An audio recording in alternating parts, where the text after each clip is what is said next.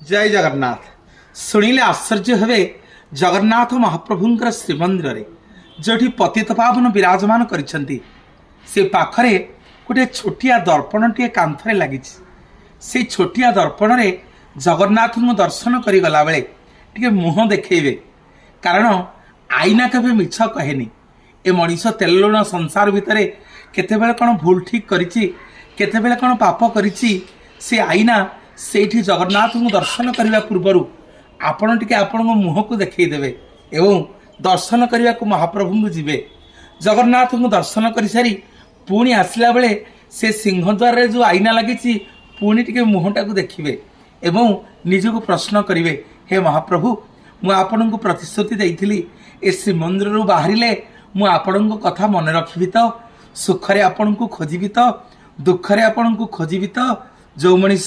Sukhre Jagannath